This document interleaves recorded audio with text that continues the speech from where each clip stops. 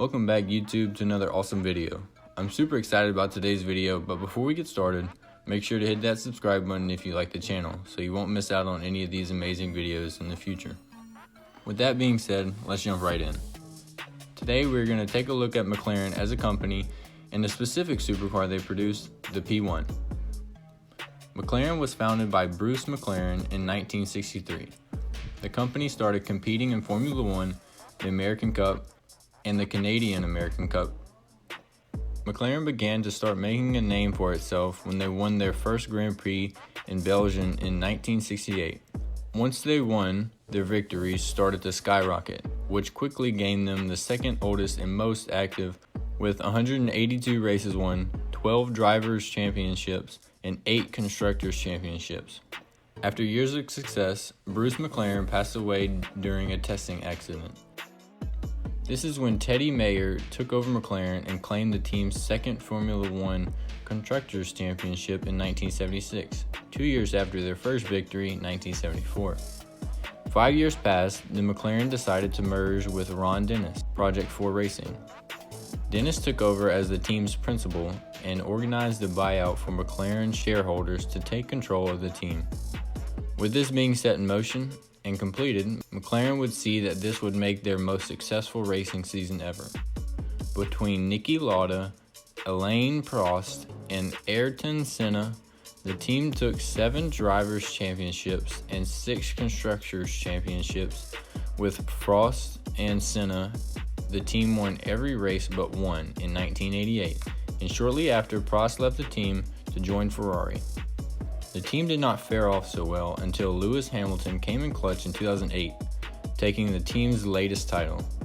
Dennis retired a year later in 2009 with Martin Whitmarsh taking over and not producing, which led him to be ousted at the end of 2013.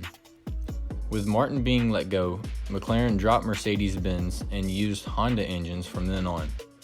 The team raced in 2015 using Honda for the first time since 1992. 2 years later, in September 2017, the teams announced that their agreement for the Renault engine supply expires in 2020, leading them to plan on picking up Mercedes for the next 4 years. In 2012, the infamous McLaren P1 debuted at the Paris Motor Show. The first sales beginning in the United Kingdom in October 2013, leading to all 375 units being sold by November of that same year. Production ended in December 2015 when the final P1 was produced. The 2-door mid-engine McLaren P1's cockpit is at the center of the car, making it a solo rider. Don't worry though, that just means more people are on the outside, ready to hear that 3.8-liter V8 purr. This twin-turbocharged P1 produces 727 horsepower, with a torque of 532 foot-pounds combined with an in-house developed electric motor that produces 177 horsepower and 192 foot-pounds of torque. With the electric and petrol engine working in sync, the P1 produces 903 horsepower and a torque of 664 foot-pounds. The driver has an option to manually engage the electric motor or leave it in automatic mode, so the P1 can operate in either fully petrol mode or fully electric mode. The P1's engine is paired with a 7-speed dual-clutch transmission developed by Granzano Transmission. The electric engine is powered by a 324-cell lithium-ion battery pack stored behind the cabin. The battery can be charged via wall plug-in or the petrol engine can recharge it. With the P1 being a hybrid, it gets 18 to 22 miles per gallon with a total range of 330 miles in both the petrol and electric mode, costing $3.4 million for this beautiful car. On the exterior, the rear wing of the P1 is inspired by its Formula One predecessor McLaren F1, which produces a downforce of 600 kilograms at 160 miles an hour and can be engaged via a button on the steering wheel. From 0 to 60, the McLaren comes in with a time of 2.8 seconds and a quarter-mile time of 9.8 seconds, while reaching a top speed of 152. The P1 is electronically limited to a top speed of 217 miles per hour, like the Bugatti Chiron. The P1 is one of the lighter supercars, weighing in at 3,411 pounds, giving it a power-to-weight ratio of 601. With this weight, the P1 is equipped with Pirelli's P0 Corsa tires and specifically developed carbon ceramic rotors, calipers, and brake pads produced by Akimbo. With these special brakes, the P1 takes a total of 6.2 seconds to go from 186 miles an hour to come to a complete dead stop, while covering a total distance of 246 meters within that period. From 2015 to 2016, the P1 GTR celebrated 20 years since McLaren's victory in 1995 at the 24 Hours of Le Mans by producing 58 units with a price tag of $4.5 million apiece.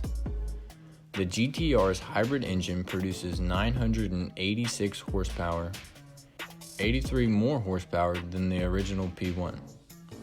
Almost everything remains the same mechanically, while the weight is reduced by 110 pounds, making the power-to-weight ratio 697.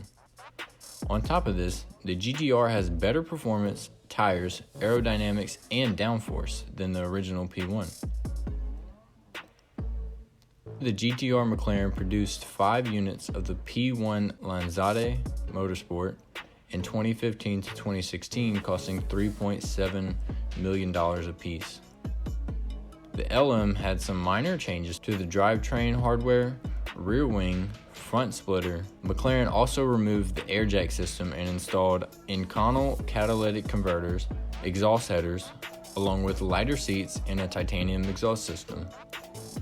With McLaren making these changes, the LM's weight was reduced by 132 pounds and increased the downforce by 40%. The engine was increased to produce 986 horsepower and 554 foot-pounds of torque.